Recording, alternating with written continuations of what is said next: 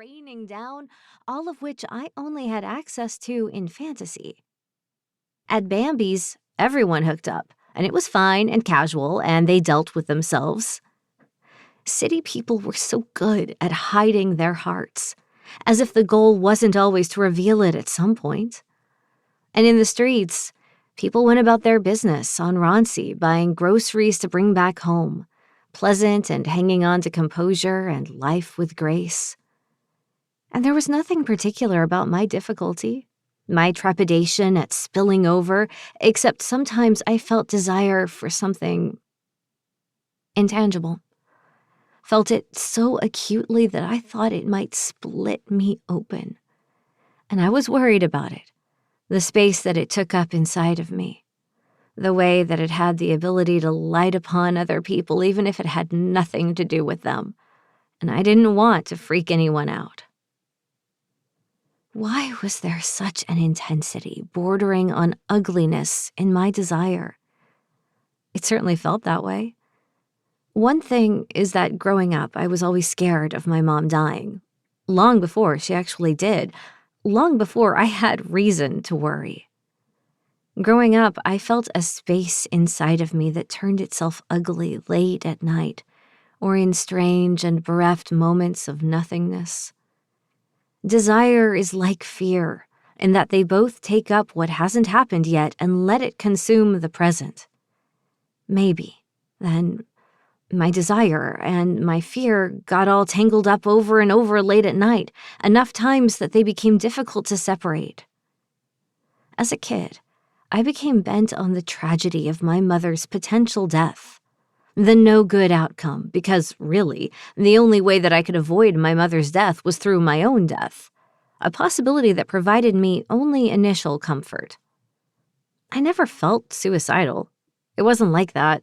Just the idea that I could cheat the worst potential thing of life appealed to me.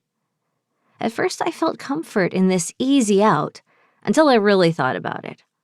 On the unspoken hierarchy of suffering, it is less natural to die after your child. You are supposed to die before your child. I would never be a mother. I didn't think so, anyways. To die before my mother would give her a lifetime of suffering, whereas perhaps her death would give me the same, but that was my burden to bear. She had lived through the death of her own mother. In fact, she had lived through many deaths. And she had made a good go of it, despite them all. She had gotten out of bed one day and found a way to carry on. She seldom talked about her own mother, and when she did, it was in a healthy way. Very much unlike the hellish spiral that stole me away when I thought of her death, even if it was just a thought. It seemed to me that, once it happened, I would lack the tools normal people seem to have. That I would become a serial killer, or that I would just disappear into a cloud of pink smoke, or that I would never speak a single word again.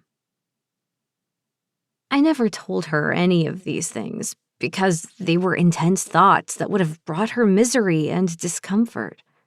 I wanted to play it cool, didn't want to stress her out in the precious moments, hours, days, months, or years that she had left. So, of course, the fear was also very relevant. One day, I would have to live through it. Not that I envy people who fear their own deaths, but in that case, you don't have to live through the part where fear becomes reality. The worst possible outcome of my easy existence, and there it was, the thing that was supposed to happen, waiting to reveal itself.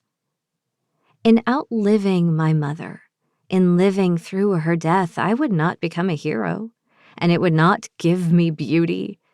There was no glory in it. It was so heartbreakingly ordinary to do. It was the thing expected of me. My friend Casey, who is a pop star, always said that she had too much anxiety, so much so that it made her eyelids swell and tiny red splotches bloom all over her stomach.